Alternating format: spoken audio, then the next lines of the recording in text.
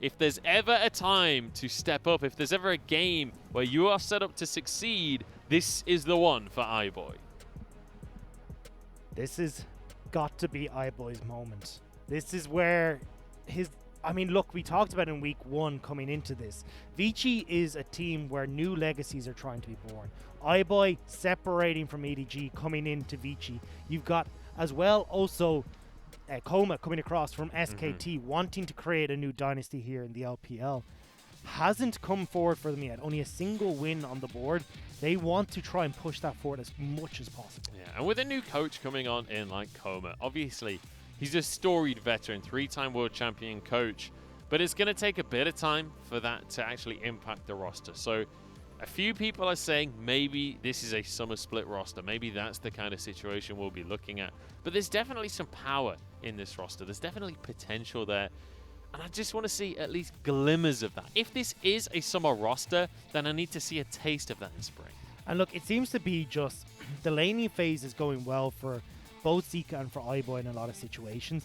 And once they get out of lane, that's where everything starts to fall apart. They can't find a foothold. People are getting caught out. And the decision making around these big objectives just isn't quite there. And against a team like JDG, as he said, who loves to fight, loves to scrap when they get the opportunity, if you're not reading from the same hymn sheet, you give JDG the opportunity to pounce, you're going to know all about it. Yeah, if you're not reading from the same hymn sheet, then JDG will be singing, because they're going to be going all the way in and they want to fight. And I do believe we have a bit of a pause, so we'll just be chatting away a little bit more before we get this game underway. But it has to be said, coming on into this one, the expectation is that JDG are very much the favorites. When you look at the previous scores coming into this one, JDG are 3-1 on the scoreboard, VG are 1-3. It's opposite sides of the table. And you have to say that JDG, especially with Kanavi versus Chieftain, they're going to be looking to put the foot down and be the ones in the driver's seat. Yeah, look, Chieftain, when Chieftain first came into the LPL back when he was playing on BLG, he looked incredibly strong. He was actually paired with Mole back in the day. And these two looked like the next massive duo for the LPL. But that hasn't been the case.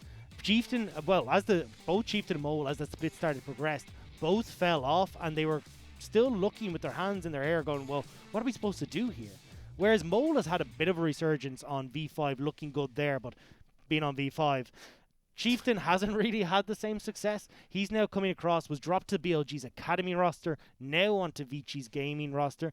Oh yeah, I want to see what he can do. I want to see what this guy is actually capable of. Well, it's time to find out as we head onto Summoner's Rift, and he's alongside Zika now. The duo that he's a part of has changed, and we'll see if he can change according to it as well. Zika has been impressive, though, since he stepped onto this roster from the side of Vici Gaming. And we'll see if he can continue that progress. And right now, he's looking to have his influence known on the rest of the map. Predator Rumble in the mid lane. He's not looking for the poke with the Comet. He's not looking for the healing and all that good jazz we've seen with Conqueror. This guy wants to get down and help iBoy in this bottom lane. Yeah, he wants to start some fights here. We could well see that coming on through. The rest of his team all going to be going with Conqueror. And Conqueror just such a strong keystone. It's going to be available for most of these characters. And 705 going to be going for the grasp on the orb. See, iBoy and Maestro giving a fake leash there as well, whereas Jarvan's actually going to start a leash by himself. So this means the Chieftain should have control of this early game as to where he wants to go for and throw Kanavi into a bit of a loop if they can do this properly.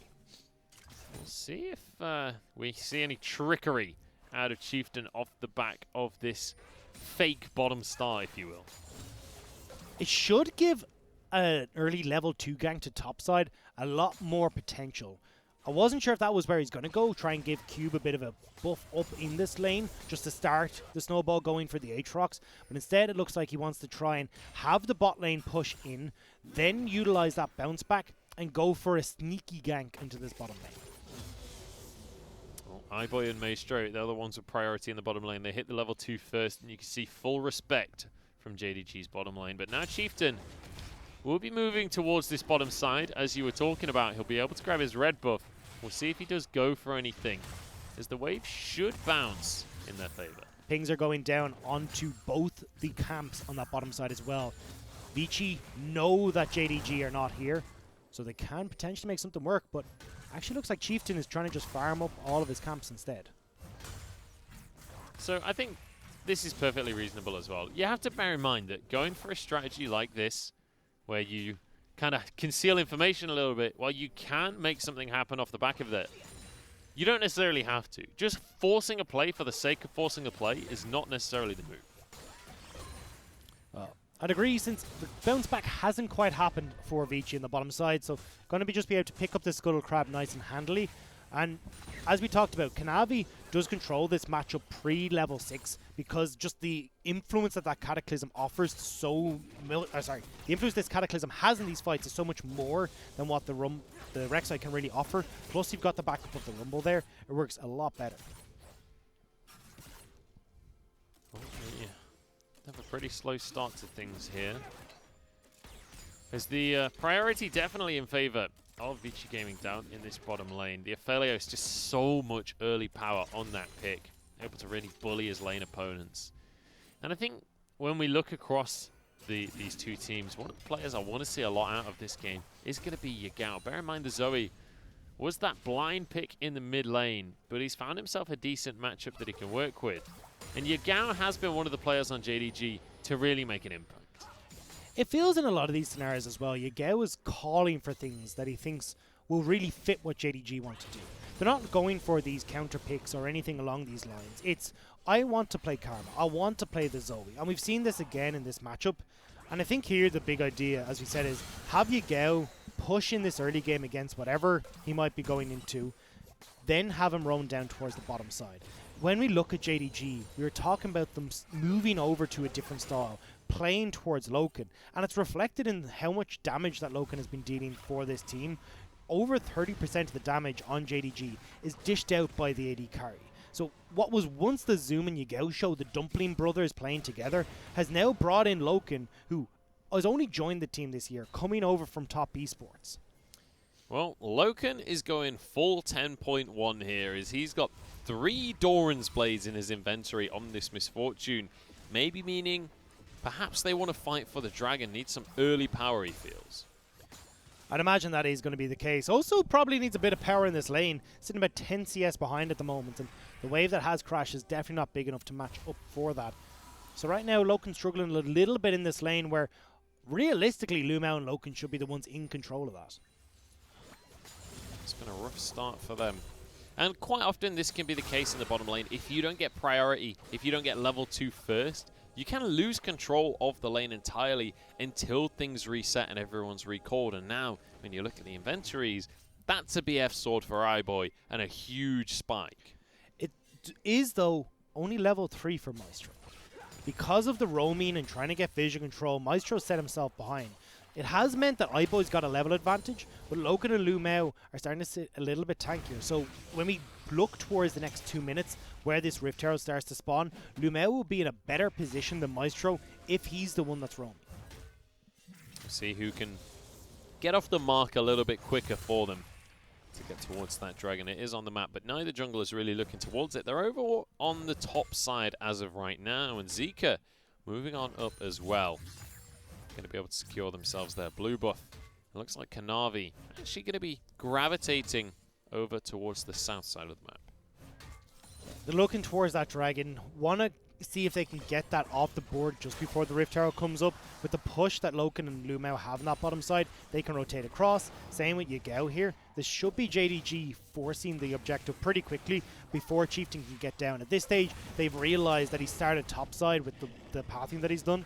So they should realize that he's up there again for the respawn on the blue. I don't know, man. I don't think they care about the dragon. He's just going to be going for the Gromp for now and continuing the jungle clear. We've had some very passive games out today, and it's kind of surprising to see from JDG as well. This is relatively uncharacteristic from them. That's what I was so surprised at. Like, we've seen them start to go towards these 4-man dives. Yagao getting out of the lane. Even Kanavi has been pretty aggressive on a lot of these picks. Especially when you got the Rek'Sai. You've got to start making plays early. You're going to be outscaled. But Kanavi is taking a step back and is not getting involved in these plays. Now over towards the dragon. There is a control ward in the pit though. Kanavi will need to make sure that he's cleared all of the vision. He doesn't know there's a ward there. He was just checking to see if Chieftain had started that objective off. You could see the dot actually starting and restarting the dragon. Is Chieftain going to clear away vision in Tribrush? He knows there's no ward on the dragon for now, but he won't make a play. Well, we have hit that crucial 8-minute mark, and nobody's making any moves at the moment. If this is just going to be a case of, you know, JDG's bot lane and Vici's bot lane staying here, Cube should be the one that's in control, but that's why Yagao is now roaming towards the top side to try and make a play. Cube going to use the World Ender to try and escape. Flashes immediately, but Sleepy Trouble Bubble lands. Minion Wave is going to be there to save him. And that's going to be Yagao just using a second-hand Ignite. Look at where Kanavi is, though. They realize, hey, look, we can maybe put pressure off of this flash that was used. Chieftain started up the Dragon, so will be Rift going across to JDG. Yeah, trade of objectives once again. Dragon this time for Vici Gaming. It's going to be Kanavi starting off the Herald. Although, is he just going to stop this? I think he is, yeah. He's too afraid. But why? I think it's Lumao was back in base. Maestro had started to roam up and they didn't know where he was. So they weren't certain if they were just going to get collapsed on too quickly. And not really the damage that you would have liked from Kanavi and 705 to try and take that objective. Fair enough. Free Dragon for Vici. Fair enough. Very nicely done by Vici and Kanavi. I was singing his praises coming on into this series, but he's not really been able to have an impact so far. And the fact that he doesn't get the Herald, he has actually started it up again now, because Lumao came out from the base. It's all completely envisioned, though. There's a ward there, spotting this whole situation out. Zika nearly stepping into the bubble. Look at where iBoy is, though. He started to collapse first. If they can get into this, JDG will lose out in the 4v5. And Vici now, they're the ones that are on the Herald, and they've managed to keep it leashed. This will be massive if they're able to get the Dragon and the Herald. No ultimate on Ornn. That's going to be the eye going down. I didn't quite see which team managed to grab it. I think it's Vici Gaming. Chieftain wants it real bad, and he's going to get it for himself. Now the fight ensues. Lumao, he's always the one on the front line to start these engages, but can't find his target. Vici Gaming get the Dragon and the Herald. And do a good job to disengage in that scenario as well. Because they used the Ornn ultimate in that previous play to try and pick onto Cube, wasn't available for this fight. And Vici reap the benefits. They're moving around this map a lot better than JDG, whereas we were talking about JDG being the ones that we expect to take this early game. Yeah, Vici Gaming. Nice controlled gameplay as well, reading the situation very well and playing accordingly to that. And it's almost surprising that they don't just go for this one. Lumao especially. You know this guy for an aggressive support player. He wants to make things happen. Loki feeling the pressure of this Aphelios pick in the top lane as iBoy. He wants some plates. Multiple members from Vici moving up to this top side. If it is just going to be Loken that's sitting here, they can potentially go for the dive. Super great setup with Maestro and for Chieftain as well. But instead, it looks like they're going to be a little bit risk averse and stay back. It's interesting as well to see Vici Gaming on blue side here. Whenever they get the choice, they will opt to go for that red side. Obviously, they don't get the choice in the first game. And so far, so good when it comes to their blue side draft. It seems to have worked out for them. And focus on Zika. Once again, this guy was handpicked by the staff of Vici Gaming to step on into the roster. Getting him the Rumble pick, it's worked out so far. Just going to be farming away safely. Not felt too much pressure from the Zoe of Yagao. And it wasn't supposed to be Zika stepping up to the front lines here. It was still supposed to be Forge, but having come in, I've been much happier with the performance Zika has put in. Doing a lot of work. We had that great Zoe performance come out of him previously. 7-3, I think, was the scoreline, but really looked great. The problem, though, is, again, Vici's not following up when they end up with these great scores. They're actually falling further behind and not taking the likes of these objectives. Now, though, they're in a good spot where they are still putting pressure, but where is this Rift Herald going to go down? Chieftain finds himself a blue buff, though, just walks up and smites that one away. That means Yagao going to be struggling for mana just a little bit. Will be able to find himself some honey fruit. But you rightly mentioned that the Rift Herald's still in the inventory of Chieftain here. And there's only a minute and a half on these turret plates to get that used. which is putting a lot of time pressure onto Chieftain. No real lanes are in their favor either. It's not like they start roaming people around the map to make the plays. They're still trying to match JDG because they're always slow on the backs. So JDG are getting out of the map first, putting down or at least pushing the waves in and making these plays here. Lumao wants a fight, and he's going to look for iBoy here. Does not want to go for the dive, though. 705 already setting up on this bottom lane tower. The rest of the squad just going to be rotating on through. Chieftain shouldn't be trying to answer this. He should be going mid to try and put pressure on that mid lane turret. Instead, JDG are getting free turrets, and still this Rift Herald isn't being used. It's going to time out at this rate.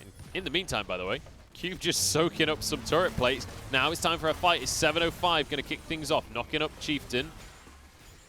They back away in the end. JDG trying not to be too aggressive, trying to make sure that they don't end up throwing anything, but Maestro has found Loken. The knockup doesn't land, though, and now Loken gets away. Lamau onto the backline. Bullet time is huge. Chieftain jumps right into it, and he kills himself. It's 2 kills for Kanavi, and now the answer. Zika's here. He doesn't really have the damage to follow up here. It's just the carries. iBoy chunked out, and VG will have to back off. Cube is late to the party, and with the death timer on Chieftain, that Rift Herald is going to time out without being used. There it pops.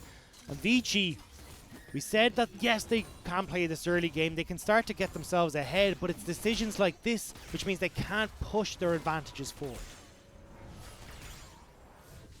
Well, unfortunate situation there, and especially the re-engage. Kanavi manages to get 2 kills out of that. It's going to be a significant advantage coming out for JDG. The question will be, how can Kanavi snowball that gold lead that he found for himself? You can see on the turret plates, not too far from even, just 100 gold in favor of JDG. And that just shows the pace that we've been seeing so far in this game. Kanavi, though, he's got his Warrior's Enchant, he's got a Phage, and he'll be looking towards the Black Cleaver, starting up this Dragon. Everyone from JDG is here. Cube does have his teleport to join this fight, but it looks like Vici not in a position to contest. No ultimates on either of the duo lanes or a Chieftain or Zika. Just going to back away. Yeah, the TP from 705. He was down in that bottom side just to guarantee that objective. Cube will now have a teleport advantage. But with the Dragon not available for the next few minutes, the question will be, what can he use that for? Well, that's the big thing, is maybe for the Rift Herald, but that's, as you're going to see, the swap that's coming through from Vici right now, where iBoy and Maestro are going to go towards the top side. But honestly, if you're JDG, well, you've just seen what they do with the Rift Herald. It's not a particularly terrifying factor. And as well, with the way that the waves are pushing the bottom side, 705 could potentially stick around for their initial spawn of this Rift Herald, take the fight, and then just walk bot. You're fine giving up a wave or two. And this is kind of sad to see for Vici Gaming. They have such a great start where they take the Dragon and they take the Herald. Really good map play, and it looks amazing. And then nothing happens with the Herald. They lose a fight in the bottom lane, and suddenly it feels like maybe this is just a tiny glimmer of goodness. Maybe they can't follow up. However, they are going to be the ones with priority on this Herald. Hopefully, this is one that they can work with. JDG are late to the play. They knew that Rift Herald was going to be started up by Vici, but couldn't get across in time. Now Chieftain trying to see if he can get in behind here. Nice trouble bubble onto Zika, but obviously can't follow up on that one. Would be very dangerous to try. Maestro is going to be there. But now the Herald dropped in the mid lane. It's dropped very early. No turret place to keep it up, so potentially they'll be able to take it with this Rift Herald. We'll go very low. Yeah, they will be able to take it. Yeah, 1 or 2 more autos will finish the job. 705 not nearby, so JDG can't force the issue on the fight for now. Kanavi will be a very important factor for the fights here for JDG. He's the one with the gold. He's the one with the early items.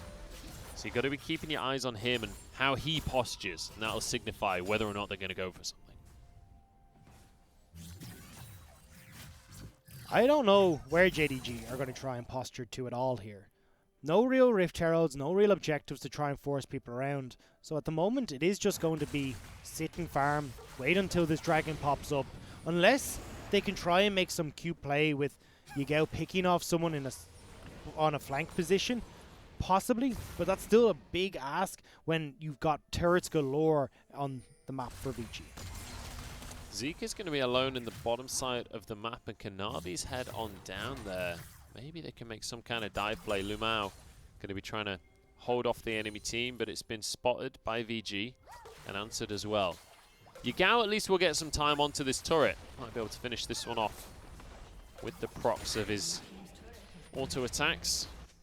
I'm surprised to see Vici not try and contest that, or at least do something to answer for it. They've got Cube in the top side, but Ornn is also hovering mid here to see if they can make a play. Going on to Chieftain, he gets the flag and drag, and 705 can't connect the second part of his ultimate.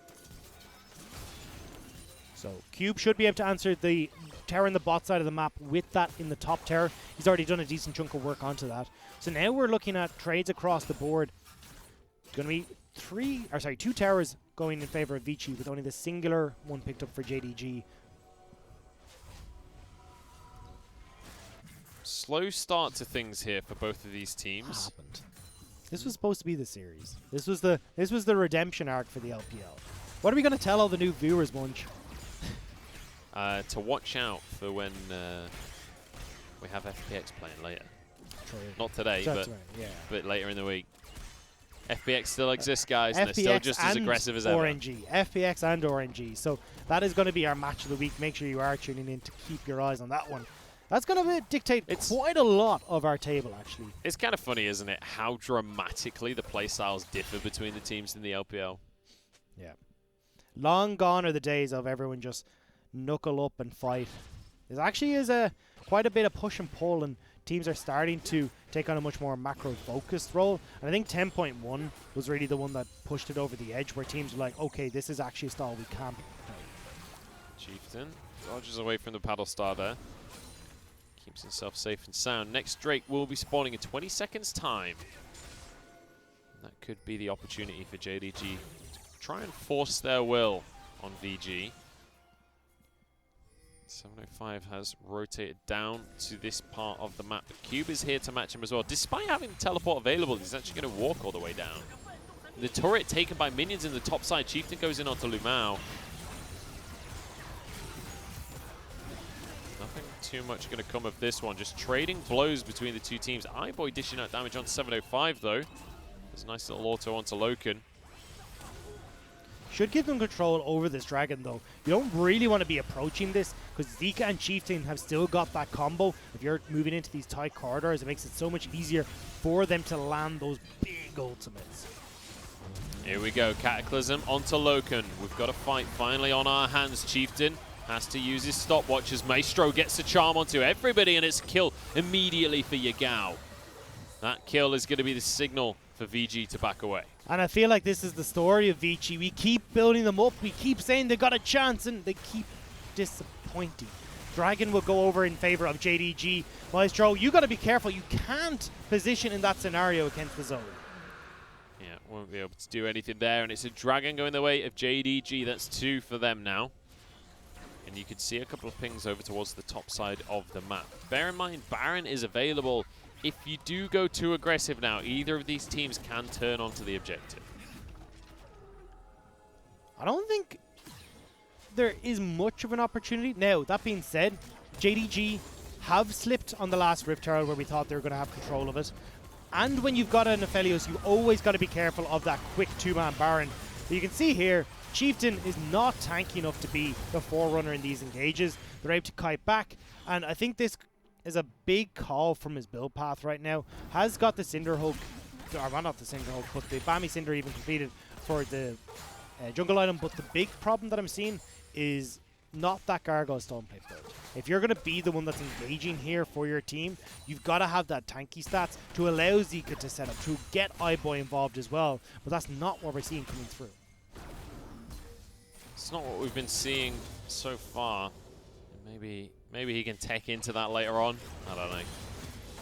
You tell me, Doctor. I hope he does. I mean, you've got the broken stopwatch. In theory, that's where you're supposed to be going, but he's got double Ruby Crystal, and I'm not entirely sure why. That's a sneaky trouble bubble that's going to ruin Chieftain's day. FLICKR Drag finally comes on through, but Kanavi wants this one. Flashes for the knock-up. He should be able to finish the kill off as well. Maestro now, the next one to be caught out. Another bubble comes through from Yagao, and the follow-up's there. Maestro so low. Zika with a great equalizer deters the engage. Limao could look for a dive here. 705 will get the knock up onto iBoy. The bullet time to follow up, and iBoy barely walks away. Maestro escapes as well, with JDG now with complete control. They're moving directly towards the Baron. Multiple low health bars on Vici. They won't be able to get back out for this, but instead it looks like JDG are comfortable enough to just take that mid turret, now start to set up a division that they have complete control of in and around this objective. Nice little pickup from them. This is the problem for JDG side, is whereas we were talking about how quick the Baron can be from Vici, it's a relatively slow Baron from JDG. Zoe doesn't do a huge amount. Misfortune isn't quite what you want to try and take that objective down.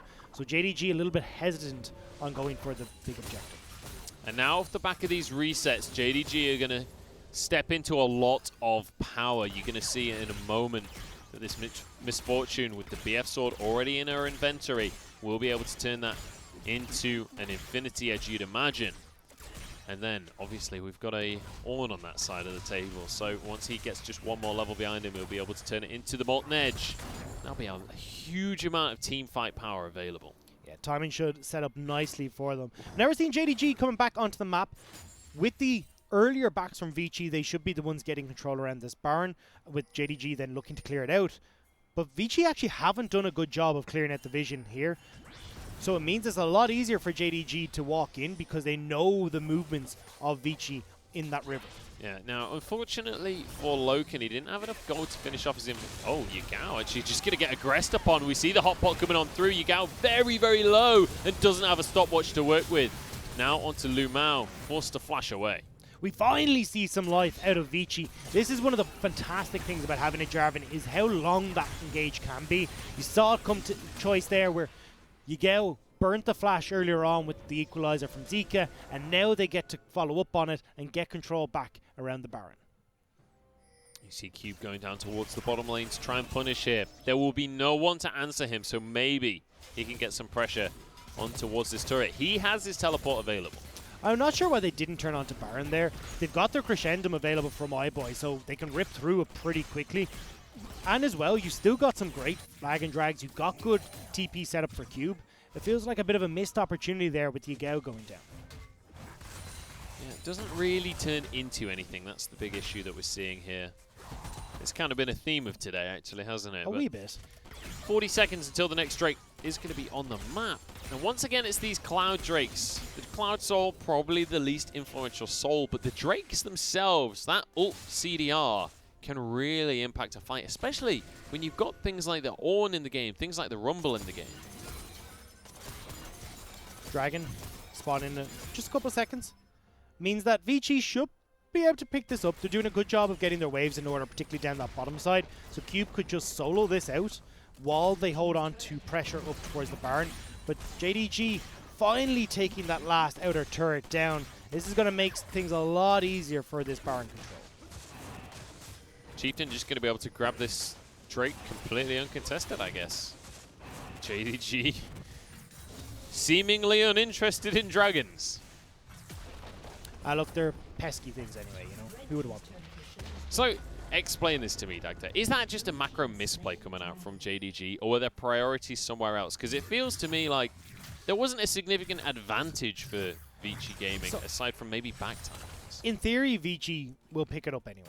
Cube can solo it out. 705 can't actually face off against Cube in the side lanes right now, so the wave will always push in, Cube backs and picks it up, and then you're still in the same scenario. But Lumao had just placed all of his wards, he was forced to back, so even though it looks like JDG didn't get anything, they have got vision control back around this Baron objective, and Vici, pretty much whenever Cube is on this bottom side, will have control of that dragon. Fair enough, so it's more about the macro play around the bottom lane. It's actually about the top laners, despite it being Chieftain that gets the dragon. So the more you know, guys. We learned something today. In the meantime, though, as you say, JDG managing to get vision control of the Baron area, but they're not the ones with the Aphelios, so they can't just sneak this one away. See, the thing is, they're the ones with the Ornn, though. They should be able to push in, try and draw Vici into an unfavorable team fight. With all their flashes coming back up, I think that's what they're going to go for. They're just worried that, look, if Chieftain comes in with Zika once again, Yagao could be the target and we lose our Zoe right off the bat. With those flashes up now, this is where I want to see them start to be more aggressive. push out the bottom lane, have 705 join with the team, and then look to make a play so he can force the teleport out of Cube. Yagao clearing out mid, now moving over towards the rest of his team as Vici Gaming positioning pretty aggressively. Chieftain, oh, actually, Trouble Bubble lands very, very late. It was literally just Maestro walking into it after the fact. So this is actually a bit of a mistake from Vici not having Cube in this bottom lane. We were just saying that what JDG want to do is have an excuse to get Cube to join with the team. Well, Cube's just giving it to them. Now they don't have to worry about the teleport disadvantage on 705, and they can just look to pick the fight. We're looking for an A-ram here as everybody groups up in the mid lane. Chieftain's off to the side. He wants a way into the fight, but he's been spotted for now. JDG won't be caught out unawares. 705 obviously does have that Call of the Forge God available if they want to try and force the issue. Well, could get onto Zeke and Chieftain here, very much separated from the team. Never mind. They're going to walk away. Now, Yagao is on his Zoe, which I do want to mention in case... Oh, actually, no. Here we go. As soon as I start the story, the fight always kicks off. Maestro knocked up. But it doesn't. And that's the fight doesn't kick off. It's what they do. They make bait you me. think They it's bait going me to start. every time. Well, Yagao, he has his Zoe pick, as I was saying, Dagda. Okay. He actually currently has the record in the LPL for the highest damage percentage on Zoe. Yagao, speaking of which, is going to get cooked alive by this equalizer. Maestro going to flash over the wall and gets it with the Glimmer Quill. Very nicely done. Now Q pressuring on towards this bottom lane tower. Still 2 minutes until the Drake, but at least some pressure for VG. They should all be on this bottom lane tower. If they can get this, rotate back towards Baron, well then this is absolutely fantastic. They've now got, instead of Q putting pressure onto a tier 2, he's putting pressure onto an inhibitor turret. But instead, they want to see if they can crack open this mid inhib. There's too much wave clear coming through from Loken. You're not really going to be able to do it. And now they haven't got the bottom lane either. Well, let's find out. The bullet time is pretty early, actually, so maybe with these couple of minions, they're going to be able to just about finish this tower off. And I like the aggressive posture there from Maestro and from Chieftain saying, hey, if you contest this, we are going to fight you. Well, they now come back towards this Baron. Again, this is just seems to be rinse and repeat here. Vici will get a little bit this time around, but not committing to objectives, not wanting to take a step too far in case that team fighting we were talking about from JDG can turn this game back in their favor. Isn't it hilarious that Coma comes in to the LPL, picks up a squad in Vici Gaming, and then immediately their style becomes slow, macro-focused gameplay. This is basically the Korean Chinese squad now. And I mean, it's the same with BLG. They've got Coach Sim. He's coming across from Korea as well. Used to be on Najin back in the day, so it just seems to be the thing that happens. Going for the slower play styles, but I mean, it's worked out a little bit more for BLG than it has for VG so far. So VG with the advantage in this game specifically, but the gold basically even, only 500 ahead for them. 705 wants to start a fight. Call of the Forge God comes on through, gets the knock up onto iBoy, and there's a solar flare into Zika. Has to use his cleanse immediately. Vici are doing a great job of kiting back from the engage JDG have though, so Loken's not able to set up. Yagao can't follow up with the damage, and now they're the ones in the driving seat because of all the ultimates that were used in that engage. Certainly trying their hardest. They keep on giving it a go on these engages. Sneaky. Trouble Bubble doesn't go on in, and 705 is pretty lonely here. Might just be the one to go down. Has a stopwatch. Chieftain goes with the Cataclysm. It's going to be a trade 1-for-1 so far as Lamau will fall as well. And VG are all over this fight. Loken running for his life as Yagao is the target. Jumps out of the chains, but he will be taken down nonetheless. And now it's Kanavi. Has to use a stopwatch, but he will fall after the fact. And now onto the inhibitor. There's still 40-second death timers. They can push through a lot. There's minions here for them. This could actually just be the end of the game. This would be insane. What a way to accelerate things here for Vici Gaming. And I was mockingly talking about the Korean coach, but understanding your limits and understanding when you can force the issue is very much a strength of the Korean teams. Loken flashing away. One Nexus turret down, but they can't quite finish it. They decide to back away. Lumao is up, which means that they're not going to look for too much in these scenarios. Want to see if they can back towards the Baron. back towards a cloud. But the big thing here is they haven't backed yet, and now you got the teleport from 705. They want to collapse on Vici before they get the return. And the home guard's in play as well. Zika flashes out to safety. Won't be able to find anything there. iBoy doing a little bit of damage to 705 when it's time for the Baron play. It's time to accelerate this game. This is the tempo play because the backs haven't quite come through yet. The gold hasn't been spent. This is why they maybe want to go for JDG. Here we go. Zika is not in this fight right now, and it's a knock-up onto quite a few people. Chieftain getting very low right at the start of the fight, and it'll be Lamau to finish off the kill, but it's traded immediately, and it's utter chaos across the fight as we see Cube going nuts on the Aatrox. He's doing so much work for his team, and JDG scatter to the winds. iBoy wasn't in the beginning of that fight, comes in later as part of the cleanup crew, and once again, JDG are routed. Upset City here in the LPL. Vici might pick up the game here. We're finally seeing, I was saying it right before the game, I want to see glimmers of what this summer team could be, and maybe it's a macro-focused dominant force in the form of Vici Gaming. Cube doing absolute work. He's looking for Lamau. He gets a bonus kill, and it's going to be game one going the way of Vici Gaming. Confident form from Vici Gaming there as they take down the Nexus.